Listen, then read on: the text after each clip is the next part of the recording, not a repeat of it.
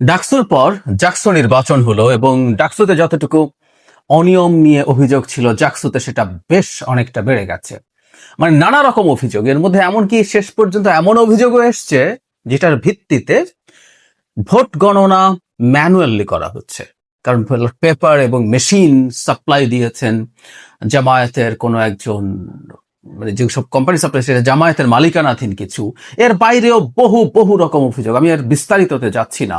এবং শেষ পর্যন্ত ছাত্রদল সমর্থিত যে প্যানেল তারা সেই নির্বাচন থেকে সরে গেছেন। মানে এই আলাপটা করা হচ্ছে যে তারা হেরে যাবেন বলে তারা এটা করেছেন। এখানে একটা কথা একটু আগেই বলে রাখা ভালো, সেটা নিয়ে আসলে কথা বলতে চাই যে সামনে জাতীয় নির্বাচনের নিয়ে আসলে এই নির্বাচনগুলো প্রশ্ন তৈরি করছে। যাই হোক, আমি যে কথাটা বলছিলাম যে ছাত্রদল হেরে যাবে বলে এরকম স্ট্যান্স নিয়েছে, আমি আসলে জানি না জাহাঙ্গীরনগরের ফলাফল কেমন হতে পারতো, ছাত্রদল কেমন করতো। ছাত্র শিবির হয়তো এখানেও ভালো করার কথা আছে, বা সামনের আরো দুটো ভার্সিটি আছে রাকসু বা চাকসু, ওগুলো তো তারা হয়তো ভালো করবেন। কিন্তু ছাত্রদল প্রত্যাহার করেছেন, এটা যদি তার পরাজয় মেনে না নেয়ার কারণে হয়ে থাকে, তার সাথে আরো 4টা প্যানেল তাদের এই জাকসু নির্বাচন প্রত্যাখ্যান করেছেন। সেখান থেকে তারা তাদেরকে উইথড্র করে নিয়ে গেছেন। সেই প্যানেল কি তাহলে জেতার জন্য স্বপ্ন দেখছিলেন, তাই তাদেরও জেতার স্বপ্ন শেষ হয়েছে বলেই সরে গেছেন? এই প্রশ্ন করা যায়। সুতরাং এককভাবে ছাত্র দল করা আর তার সাথে আরো 4টা প্যানেল প্রত্যাহার করা, মানে এটাকে এত সরলীকরণ করা যায় না।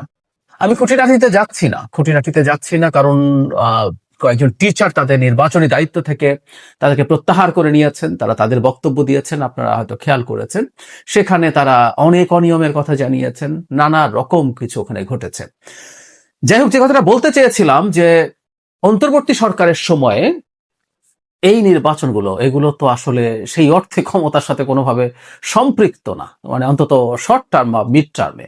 ছাত্র সংসদ নির্বাচনে যারা জিতবেন তাদের দেশে তাদের পলিটিক্যাল ইমেজের সুবিধা হবে, সেটা আরো ভালো হবে, সেটার ভিত্তিতে এটা সেটা তারা পেতে পারেন, করতে পারেন।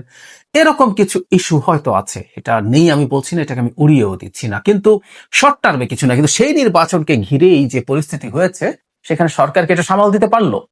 আমি প্রায় একটা কথা বলি, আমরা অনেক সময় দায়িত্বশীলতা আশা করি বিভিন্ন ছাত্র সংগঠন থেকে বা রাজনৈতিক দল থেকে, কিন্তু যারা আসলে নির্বাচন পরিচালনার দায়িত্বে থাকবেন তারা কারো সদিচ্ছা দেখার দরকার নেই। তাদের দেখতে হবে তারা নিয়ম ঠিকঠাক মতো পালন করছেন কিনা এবং সেটা ইমপ্লিমেন্ট করতে পারছেন কিনা। এখন এই ছোট দুটো টেস্ট কেস এবং প্রথমটা চাইতে পরেরটা আরো খারাপ হলো। আমি জানি না রাজশাহী বা চট্টগ্রামে কি পরিস্থিতি দাঁড়ায়, তাহলে জাতীয় নির্বাচনে কি হতে পারে সেই প্রশ্ন আসবে। বিশেষ করে প্রশাসন যেভাবে ব্যর্থ হচ্ছে এবং কোনো কোনো ক্ষেত্রে পক্ষপাতিত্বের অভিযোগও আছে, নানান রকম অভিযোগ আমাদের সামনে আসছে। মানে এখানে কোন পন্থী টিচার সেই আলাপ আসছে, এমনকি যাদেরকে বিএনপি পন্থী মনে করা হয় তারা আদতে বিএনপি পন্থী কিনা, নাকি তারা জামায়াত পন্থী। আর জামায়াত পন্থী তো স্বীকৃত ধরনের আছেই। তো ভবিষ্যতেও আসলে আমাদের নির্বাচনী মাঠে সম্ভবত একই ধরনের ঘটনা ঘটার সম্ভাবনা আছে। কারণ যেসব নির্বাচনী কর্মকর্তা দায়িত্ব পালন করবেন তারা কারা, তাদের পলিটিক্যাল আইডেন্টিটি কি, বিশেষ করে যারা তাদের পলিটিক্যাল আইডেন্টিটি গোপন করে রাজনীতি করেন, যারা একটা প্রকাশ্য রাজনীতি আছে বা একটা গোপন রাজনীতিও আছে, অনেক ক্ষেত্রেই তাদেরকে ঠিক বুঝে ওঠা যাবে না। আমাদের নিশ্চয়ই মনে আছে ঢাকায় একজন নির্বাচনী কর্মকর্তা, ডাকসুর কথা বলছি, তিনি সিল মানে দুটো ভিপিজিএস এর যে নাম আছে সেখানে মার্ক করা ব্যালট পেপার দিয়েছিলেন। যদিও সেটাকে ছাত্র শিবিরের যিনি জিএস ক্যান্ডিডেট ছিলেন তিনি বলছেন এটা বিএনপি পন্থী কর্মকর্তা এটা করেছেন জামায়াতের বদনাম করার জন্য বা শিবিরের বদনাম করার জন্য। এগুলো সরিয়ে রেখে আমরা এই আলাপ করছি, তাহলে নির্বাচনী মাঠে আসলে পরিস্থিতিটা কি দাঁড়াবে? আমার কাছে মনে হয় সরকারের খুবই সতর্ক হওয়ার সময় এসছে, সামনের দুটো নির্বাচন যাতে এই ধরনের, মানে আমি ছাত্র সংসদ নির্বাচনের কথা বলছি, রাকসু এবং চাকসু, সেই ক্ষেত্রে যাতে অত্যন্ত সতর্ক থাকেন এবং টাফ ভাবে নির্বাচন পরিচালনা করেন, যাতে এই ধরনের প্রশ্ন না ওঠে। এবং এখন থেকেই খুব গভীরভাবে, খুব সিরিয়াসলি জাতীয় নির্বাচনের জন্য প্রস্তুতি গ্রহণ করেন। মানে আমি প্রায় বলছি, সরকারও মনে করেন, এখন ডক্টর ইউনূস নিজেও বলছেন রিপিটেডলি, ফেব্রুয়ারিতে নির্বাচন না হলে আমরা একটা ডিজাস্টারের মধ্যে যাব। এবং এটা খুবই সঠিক কথা, তিনি এখন রিয়ালাইজ করছেন। তার প্রেস সচিব প্রায়ই এসে তার বরাতে আমাদেরকে এই বক্তব্য দেন। তিনিও সরাসরি রাজনৈতিক দলগুলোর সাথে যখন কথা বলছেন তখনও একই ধরনের বক্তব্য দিয়েছেন এবং প্রেস সচিবও এটাকে বারবার আন্ডারস্কোর করেন, বারবার আমাদের সামনে জোর দিয়ে বলে যান খুব জরুরি, সরকারের উচিত হবে এই ব্যাপারে সর্বোচ্চ প্রস্তুতি নেওয়া এবং যতটা সম্ভব সেনাবাহিনীকে ইনভলভ করে অ্যাক্টিভ করে আগামী নির্বাচনের যে বিরাট একটা হার্ডল ডক্টর ইউনূসের সামনে আছে সেটা পার করার চেষ্টা করা। আমি বহুবার বলেছি ডক্টর ইউনূস আসলে দেশটা যেভাবে চালানো উচিত ছিল চালাতে পারতেন, উনি পারেননি। উনি খুব বাজেভাবে দেশ চালিয়েছেন, কোনো সন্দেহ নেই। কিন্তু আরো অনেক ভালো করার জায়গা ছিল। ওনার অবশ্যই অর্জন আছে, কিন্তু অনেক কিছু উনি করতে পারেননি। কিন্তু নির্বাচনটা যদি ঠিকঠাক করে নিতে না পারেন, আমাদের দেশকে যে ডিজাস্টারের মধ্যে রেখে যাওয়া হবে, এর মাসুল ভয়ঙ্কর হবে। এটা ডক্টর ইউনূসের সারা জীবনের অর্জিত সম্মানকে নষ্ট করবে। আমি আশা করি, বিশ্বাস করি, নির্বাচন বানচালের চেষ্টা হবে, এটা এখন স্বয়ং প্রধান উপদেষ্টা বলছেন। কতগুলো দলের সাথে বৈঠকের পর 2 দিন আগেই তিনি বলেছেন যারা নির্বাচন চায় না তারা বানচালের চেষ্টা করে যাবে। সো নির্বাচন বানচালের একটা চেষ্টা দেশের অভ্যন্তরে আছে, দেশের বাইরের শক্তির মধ্যে আছে। সুতরাং আমাদের সতর্ক থাকতে হবে নির্বাচন যাতে বানচাল না হয়। এই নির্বাচন বানচালের জন্য কি কি হতে পারে আমরা কিছু জিনিস চিহ্নিত করে রাখা দরকার আছে। এর মধ্যে একটা গুরুত্বপূর্ণ পদক্ষেপ আমি দেখছি, কারো কারো এই আওয়াজ তোলার চেষ্টা হচ্ছে এবং সামনে এই আওয়াজটা বাড়বে, সেই জন্য কথাগুলো আমরা একটু আগে বলে রাখার চেষ্টা করতে চাই। সেটা হচ্ছে সেনাবাহিনীকে মাঠ থেকে তুলে নিতে হবে। এই আলাপ শুরু হয়েছে, এই আলাপ ইন্টেন্সিফাইড হবে সামনে। এটাকে আমরা সমর্থন করব কিনা সেই জায়গায় আসি। নীতিগতভাবে আমি কথাটা অনেকবার বলেছি, নীতিগতভাবে সেনাবাহিনী আসলে আইন শৃঙ্খলা রক্ষার কাজ করার জন্য ট্রেইনড না, এবং তাদেরকে দিয়ে কাজ করতে গেলে ভুল ভ্রান্তির সম্ভাবনা থাকে। মানে একটা পুলিশ যখন আইন শৃঙ্খলার জন্য কাজ করে, তার নেটওয়ার্ক থাকে সিভিল মানুষদের মধ্যে, কি পরিস্থিতি আছে না আছে, এখানে অপরাধী কারা, তাদের সোর্স থাকে, তাদের ডেটাবেস থাকে, তাদের দক্ষতা থাকে। শুধু সেটা না, পুলিশ যখন আইন শৃঙ্খলা রক্ষার কাজ করতে যায় সেখানেও, এটা টেকনিক্যালি, আমি বাংলাদেশের পুলিশের কথা বলছি না, টেকনিক্যালি যদি বলি, থিওরিটিক্যালি যদি বলি, পুলিশের তখন এক ধরনের প্র্যাকটিস থাকে, তার চর্চা থাকে যে সর্বনিম্ন বল প্রয়োগ করার মাধ্যমে সে আইন শৃঙ্খলা নিশ্চিত করবে। কোথাও যদি গোলযোগ হয়, কোথাও যদি কোনো না কোনো ধরনের ভায়োলেন্সের পরিস্থিতি হয়, রায়টের পরিস্থিতি তৈরি হয়, এমনকি তখনও তারা চেষ্টা করবে সর্বোচ্চ কত কম বল প্রয়োগের মাধ্যমে সেটাকে কন্ট্রোলে আনা যায়, সেটাকে ছত্রভঙ্গ করা যায়। এই ট্রেনিং গুলো তারা আছে, এমনকি তার অস্ত্রের ডিজাইনিংও সেরকম। তার হাতে লাঠি থাকার কথা, বাংলাদেশে লাঠিওয়ালা পুলিশ দেখা যায় না। তারা সাউন্ড গ্রেনেড, টিয়ার গ্যাস এবং শটগান থেকে বুলেট, রাবার বুলেট, এগুলো করবে। লেথাল ওয়েপন কিছু সংখ্যক সিলেক্টেড টাইপের ক্যাটাগরির পুলিশের কাছে থাকবে, কিন্তু খুবই ভায়োলেন্ট পরিস্থিতি না হলে ওটা সাধারণ জায়গায় তারা আনবে না, প্রয়োজনে সেটা দিয়ে গুলি করবে। এরকম কতগুলো ধাপ আছে, যত কম করে সেটা করে। এমনকি গুলিও যখন তিনি করবেন, সেই গুলি এমন জায়গায় করতে হবে যেটা কোনো মানুষকে আহত করতে পারে, কোনো মেজর আহত না হন, আর মৃত্যু তো দূরেই থাকুক। এই হচ্ছে বেসিক। কিন্তু সেনাবাহিনী যখন মাঠে থাকে, সেনাবাহিনীর ট্রেনিং ইজ টোটালি ডিফারেন্ট, তাদের ইনস্টিংক্টই ডিফারেন্ট।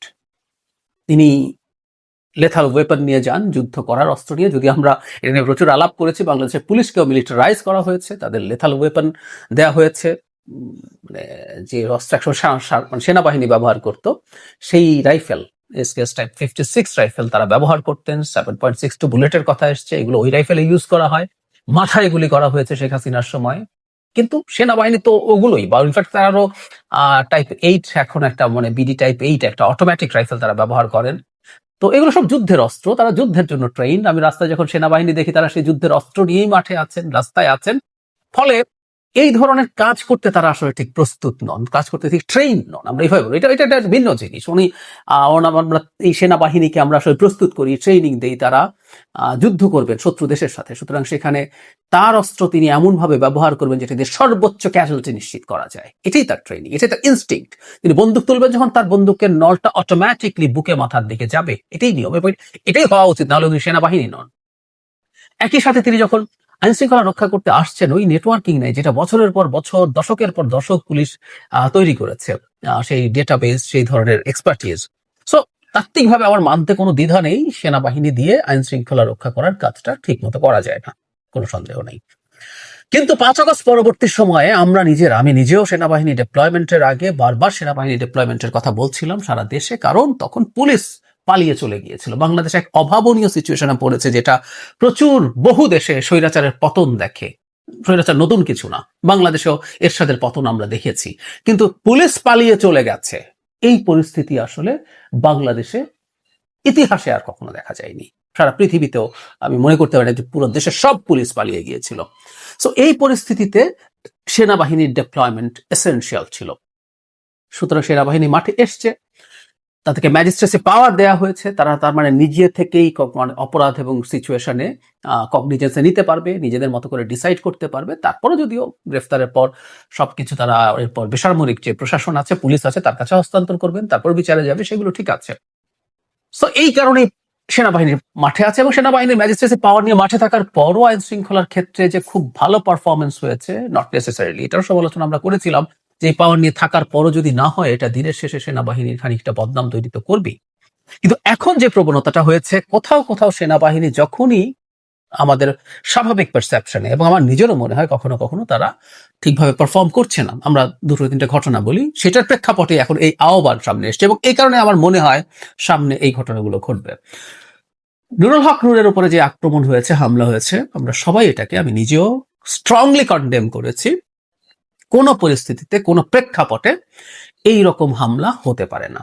ওখানে পুলিশ এবং সেনাবাহিনীর দুপক্ষই হামলা করেছে, কিন্তু মজার ব্যাপার, পুলিশ বাতিল করে দাও, পুলিশ তুলে ফেলো, পুলিশকে মাঠে নামিও না বলা হচ্ছে না, বলা হচ্ছে এরপরে একটা গ্রুপ সেনাবাহিনী ব্যারাকে ফিরে যাওয়া আলাপ তুললো। চিটাগং ইউনিভার্সিটির যে ঘটনা ঘটলো, সেখানে সেনাবাহিনী যেতে দেরি করেছে সম্ভবত খানিকটা, এটাও কেন হয়েছে আমি জানি না, এটা ঠিক হয়নি, এবং এর কারণে পরিস্থিতি অনেক বেশি ঘোলাটে হয়েছে, এবং মোটা দাগে আমি নিশ্চিত নই এই ব্যাপারটায়, কিন্তু নূরের ভিডিও আমি দেখেছি, ওখানে এইভাবে নূরকে পেটানোর কোনো রকম কোনো যুক্তি কেউ দিতে পারে না। তাদেরকে প্রভোক করা হতে পারে, তাদের গায়ে ভেতর থেকে কেউ কোনো এজেন্ট প্রভোকেটিয়ার থাকতে পারে, তারা হামলা করতে পারে, ঢিল মারতে পারে, হোয়াট এভার ইট ইজ, ফিরে এসে এটা করা যায় না।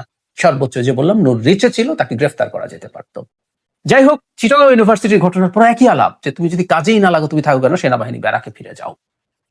সর্বশেষ একটা গার্মেন্ট কর্মী সেনাবাহিনীর গুলিতে নিহত হয়েছেন, এরকম একটা নিউজ মূলত ফেসবুকে বেশি এসছে, এটা মেইন স্ট্রিমে খুব বেশি দেখা যায়নি। ওটার পর একই ধরনের আলাপ করা হয়েছে যে সেনাবাহিনী ব্যারাকে ফিরে যাও, তাদেরকে নিয়ে যাওয়া হোক। সেনাবাহিনী ব্যারাকে ফিরে যাওয়া উচিত। আসলে আমরা খেয়াল করেছি সেনা প্রধান এই কথাটা বারবার বলেছেন, তিনি নির্বাচনটাকে দ্রুত করার পেছনে তার যে ব্যক্তিগত স্বার্থ, সেটা হচ্ছে খুবই সঠিক। একটা সেনাপ্রধান, তিনি তার বাহিনীর পেশাগত মানদণ্ডের, বাহিনীর ডেটারিয়েশন নিয়ে ঝুঁকি বোধ করছেন। যে সেনাবাহিনী রাস্তায় আছেন, তাকে যে কাজটা করতে হয়, তাকে কিন্তু আমরা সারাক্ষণ, যিনি যুদ্ধ করবে তাকে সারাক্ষণ আমি যুদ্ধের ট্রেনিং এ রাখবো, যুদ্ধের চিন্তায় রাখবো, তার মাথায় যুদ্ধই থাকবে। কিন্তু তিনি যখন রাস্তায় আছেন, তিনি যখন ট্রাফিক কন্ট্রোল করছেন, তিনি যখন অন্যান্য আইন শৃঙ্খলা পরিস্থিতি নিয়ন্ত্রণ করছেন, তার মধ্যে পুলিশের চরিত্র ঢুকে পড়ার সম্ভাবনা থাকে। এটা তার ট্রেনিং এর জন্য ঝুঁকিপূর্ণ। শুধু সেটা না, তিনি যখন এইভাবে মাঠে থাকেন, এই বেসামরিক প্রশাসনের ক্ষেত্রে কাজ করেন, এখানে অনিয়ম দুর্নীতি আছে, এবং তাতে জড়িয়ে পড়ার সম্ভাবনা তৈরি হয়, এবং সেটা হয়েছে অনেক ক্ষেত্রে। সুতরাং এইটাও মারাত্মক ক্ষতি একটা পেশাদার বাহিনীর জন্য। শেখ হাসিনার সময় এই বাহিনীটাকে এমনিতেই প্রচুর ক্ষতিগ্রস্ত করা হয়েছে, এখন যত বেশি দিন যাবে তত বেশি ক্ষতিগ্রস্ত হবে, এবং সেনাপ্রধান এই কথাটাই বলেছিলেন, সেজন্য তিনি নির্বাচনটা অ্যাজ আর্লি অ্যাজ পসিবল এর কথা বলছিলেন, ডিসেম্বরের কথা স্পেসিফিকলিও বলেছিলেন, তার উদ্দেশ্য ছিল এটা, আমরা বুঝতে পারি। তো সেনাবাহিনীকে যেতে হবে, সেনাবাহিনীকে আমরা আসলে দেরি করা ঠিক হবে না, কিন্তু নির্বাচনের আগে সেনাবাহিনী আমরা তুলে নিতে বলবো কিনা, দিস ইজ দ্য কোয়েশ্চেন। অনেকে আলাপ তুলছে, এবং সামনে আমি প্রেডিক্ট করছি সেনাবাহিনীকে দিয়ে এমন কিছু, তাদেরকে প্রভোক করে হোক, বা সেনাবাহিনীর ভেতর থেকে কাউকে দিয়ে এমন কিছু করিয়ে হোক, এমন পরিস্থিতি তৈরি করা হবে যে মানুষের সেনাবাহিনীর প্রতি এক ধরনের ক্ষোভ তৈরি হওয়ার সম্ভাবনা থাকবে। আমি বলে রাখছি, এটা এটা না হলে সবচেয়ে ভালো, কিন্তু আমি প্রায় বলি যে খুব অল্প সম্ভাবনা থাকলে আমরা এই কথাগুলো এখন বলে রাখতে হবে, কারণ বাংলাদেশ তার ইতিহাসের সবচেয়ে টার্ময়েলের একটা টাইম পার করছে। এটা যদি আমরা ঠিকঠাক মতো করতে না পারি, আমাদের কপালে ভয়ঙ্কর খারাপই আছে, কোনো সন্দেহ নেই। সেনাবাহিনী নির্বাচন পর্যন্ত থাকতে হবে, কারণ পুলিশের যে অবস্থা, পুলিশের যে মনোবলের কথা বলছি, সেটা আসলে রেস্টোর্ড হতে অনেক বাকি আছে। এখন কেউ বলবে পুলিশের মনোবল রেস্টোর্ড হওয়া পর্যন্ত অপেক্ষা করি, আমি তো যদি বলি সেটা আরো 3, 4 বা 5 বছর লাগবে, তাহলে কি আমরা অতদিন অপেক্ষা করবো নির্বাচনের জন্য? উত্তর হচ্ছে নো ওয়ে। বরং আমরা যেটা করব, সেনাবাহিনীকে আরো একটু বেশি অ্যাক্টিভেট করতে হবে, তারা আরো বেশি অ্যাক্টিভ হবে, তারা এতদিন পর্যন্ত যেভাবে পদক্ষেপ নিয়েছে তার চাইতে টাফার পদক্ষেপ নিতে হবে। টাফার মানে হচ্ছে শক্তি প্রদর্শন না, তারা ইনস্ট্যান্টলি রিয়াক্ট করতে হবে, স্টেপ নিতে হবে। এবং নির্বাচনকে সামনে রেখে আমরা অলরেডি জানি বড় সংখ্যার সামরিক বাহিনীর সদস্যরা ডিপ্লয়েড হবেন। তারা যখন ডিপ্লয়েড হবেন, তখন নির্বাচনী মাঠে আচরণবিধি লঙ্ঘন বা হানাহানি হাঙ্গামা যদি হয়, সেগুলোতে তারা তড়িৎ ব্যবস্থা নেবেন। সেগুলো যদি নিতে পারেন, তাহলেই আসলে নির্বাচনটা ঠিকঠাক মতো হবে। সুতরাং পুলিশ দিয়ে বা তার সাথে যে আনসার ভিডিপি আছে, সেটা মিলে আগামী নির্বাচন সামরিক বাহিনীকে বাদ দিয়ে কোনোভাবেই সম্ভব না। আর যদি নির্বাচনের সময় তারা আবার ডিপ্লয়েড হন, এখন উঠে যান, এটাও কেউ কেউ বলতে পারেন ঠিক আছে শিডিউলের পর তারা আসবেন।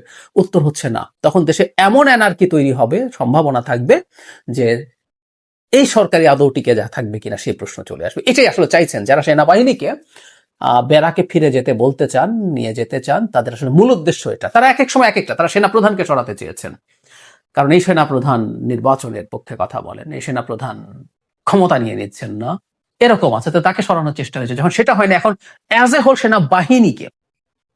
সেনাবাহিনীকে ভিলিফাই করার চেষ্টা আছে। আমাদের মনে আছে নিশ্চয়ই এনসিপির একজন নেতা সেনাবাহিনীর ঘিলু নাইটে এই ধরনের কথাবার্তা বলেছিলেন, মানে পুরো বাহিনীকে আক্রমণ করে।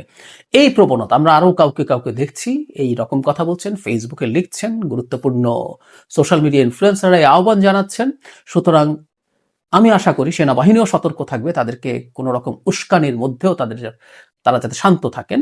তার কারণ এই উস্কানির মাধ্যমে তাদেরকে দিয়ে কিছু করানোর চেষ্টা হতে পারে, এবং কোনো কোনো ক্ষেত্রে যদি ডিসপ্রপোর্শনেট বল প্রয়োগ করা হয়, সেটাকে ধরে আবারও সেনাবাহিনীর বিরুদ্ধে কথা, সেনাবাহিনীকে ব্যারাকে ফিরিয়ে নেওয়ার আলাপ হতে পারে, তারপর দেশটাকে এনার্কির মধ্যে ঢুকিয়ে দেয়া।